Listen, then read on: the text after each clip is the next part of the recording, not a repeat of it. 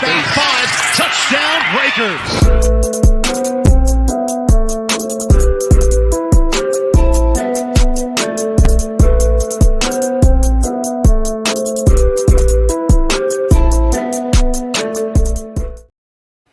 Yo, what is going on, Breaker Nation? It's your boy Leaux. I'm back up in this thing. We are 5-3 now. Man, we needed that game so bad. Oh my gosh, we needed that one so bad. They found a way to get it done. Michigan started to kind of come back later in that game, but we were able to hold them off, get the victory, move to 5-3. We're at third in the division right now, but we'll see how things play out. Memphis is in front of us, but if we beat them this week, then that'll probably put us at 2. And then all we'll have to do is hold off Houston to finish the year. So we'll see. We'll see how that goes. But anyway, moving on to week 9. This is a really important game. Memphis beat us earlier in the season. I think we've just, at this point, we are just at a point where if we hold our own destiny, really. Because if we win out, I've kind of looked at every scenario in my head, right? That would, if we win this week, that would put Memphis at 4 losses. And then if we were to win again, we would finish at 7-3. And even then, the best they could finish is 6-4. So we'd automatically be above them. And then, excuse me, if we were to beat Houston, that would put them at 4 losses, and that would put us at 7-3. And them at 6-4 or 5, whatever. So if we win out and finish 7-3, we will 100% get in the playoffs. So at this point, I would rather us just do it ourselves. You know, I don't want to get into a week 10 scenario where, you know, it happens in the NFL every year. You get to the point where it's like, this has to happen and this has to happen and that has to happen for this team to get in. And then and all this other stuff. I would prefer if it's just like, we win these 2 games, we're in the playoffs, nobody can tell us nothing. So, but anyway, we do got Memphis this week, Saturday. Oh, so important. It's so important. But I'm going to get into some players to watch, as I always do. So let's get into that. Excuse me. Bethel-Thompson. I mean, it's every game. I'm not going to lie. It is every game. But we throw the ball more than any team in the USFL. We have more pass attempts than any team, more completions, more yards, the whole 9. So I kind of have to have him here. You know, I do.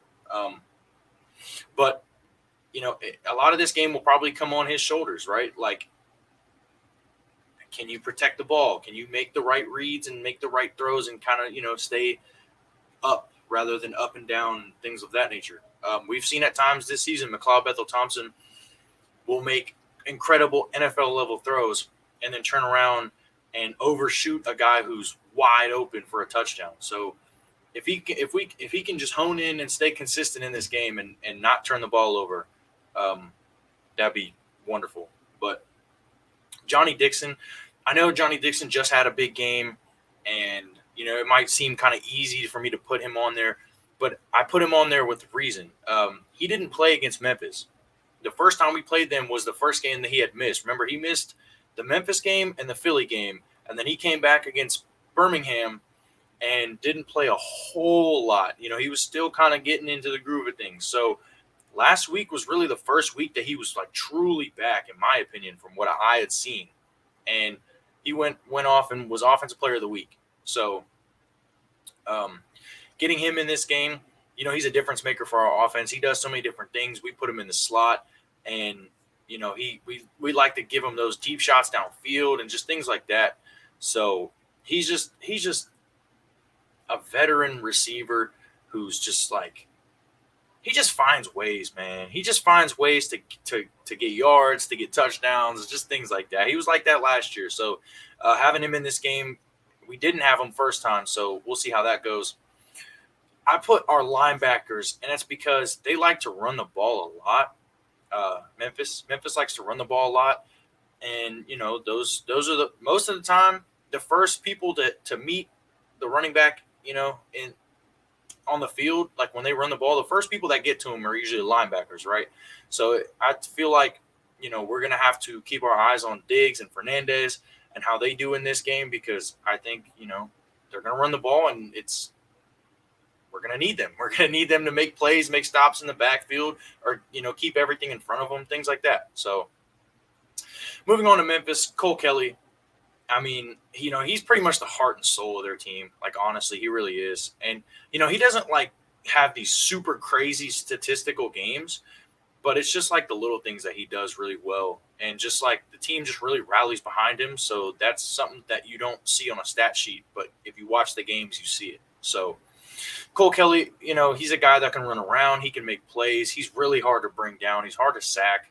So just it's a guy that you're just going to have to keep your eye on, the majority of the game.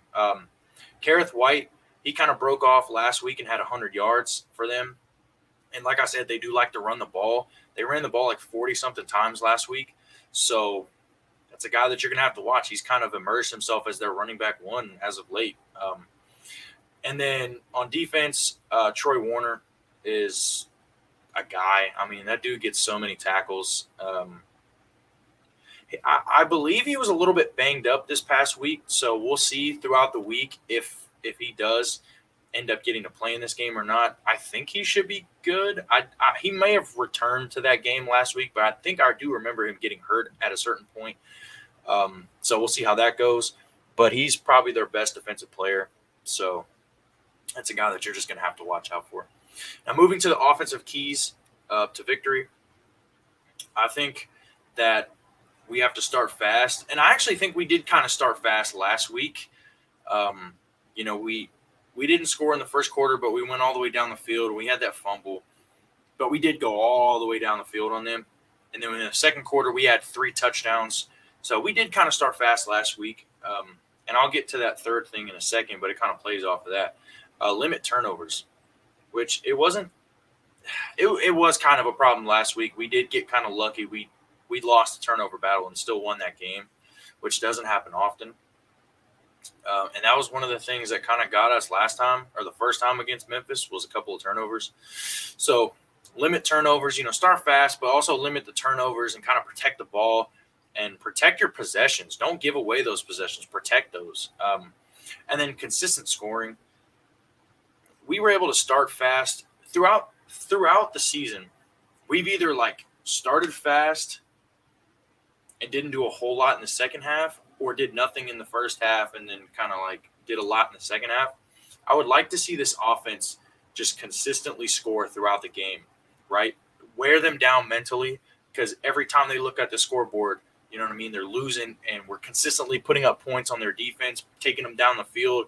That'll wear them down. And they do have a really good defense, so if we could just consistently score on them, wear them down, put points on the board, I think we could, that could really help us out in getting a win. Defensively, run stuff, like I was saying earlier, they do like to run the ball, so, be able to stop the run. Don't give up big plays. They're going to run the ball, and then they're going to do play action. They're kind of similar to us. They're going to run play action, so we have to keep those big plays in front of us. And then Memphis doesn't score a lot of touchdowns. Their kicker is first in the league in points. So they kick a lot of field goals. So force field goals out of them. Don't let them in the end zone. So yeah, stop the run. Don't let up big plays, especially those big play action plays. Don't give up things like that. And then force them to kick field goals rather than scoring touchdowns, obviously. Moving on to my weekly picks. This is just a big week in the USFL in general. Michigan playing Pitt. That's 2 versus 3. So pretty much I think whoever wins that game will probably start to kind of pull away as the 2 seed, especially with New Jersey having to play Philadelphia. So I've got Michigan bouncing back and winning this game. The one thing that could lead me to be wrong, as there's a train in the background, I don't know if y'all can hear that or not. I'm hoping not. But Josh Love has had 2 games back-to-back that were actually pretty darn good.